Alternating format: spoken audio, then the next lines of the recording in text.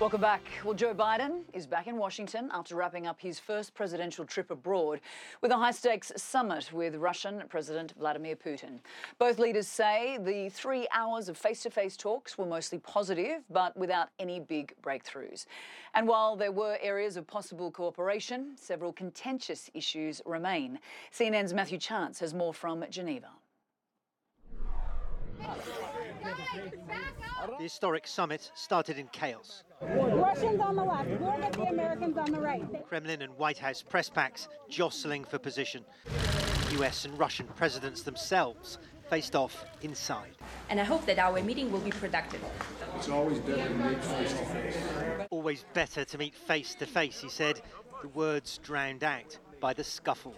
What had the undiplomatic start to this controversial meeting set the tone? Could you characterize the dynamic between yourself and President Biden? Was it hostile or was it friendly? I think there was no hostility, quite the contrary. We don't share the same positions in many areas, but I think that both of these sides showed a willingness to understand one another and to find ways to bring our positions closer together. But there are some things the two presidents will never agree on, like the appalling treatment of Alexei Navalny, the Russian opposition figure who was poisoned, then jailed. His anti-corruption campaign shut down.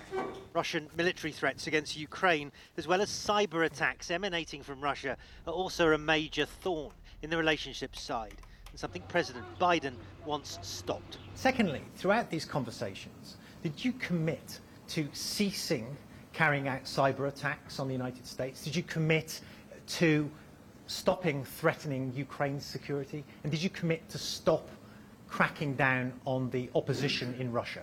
As for cybersecurity, we reached an agreement, chiefly that we will start negotiations on that. I think that's extremely important. It was only a partial answer, and the press conference almost moved on. But to his credit, President Putin took my follow-up. Was some of the question not answered? That's correct, and thank you very much for coming back to me, sir. So there were two other parts of the question. The first one is, did you commit in these meetings to stop threatening Ukraine? Remember, the reason this summit was called in the first place, or the timing of it, was when Russia was building up lots of forces across the border from Ukraine. And the second part of the question, the third part of the question, was, did you commit to stopping your crackdown against the opposition groups inside Russia led by Alexei Navalny? Well, I didn't hear that part of the question. Maybe it wasn't interpreted, or maybe you just decided to ask a second question. On Ukraine, he restated the Kremlin's line about exercises on Russian soil being a threat to no one. And he again refused to utter Alexei Navalny's name.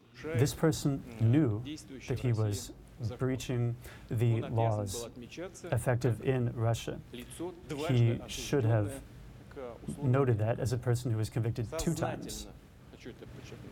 I'd like to underscore that he deliberately ignored the requirements of the laws. So far, there's no sign this summit has changed President Putin's uncompromising stance. Matthew Chance, CNN, Geneva.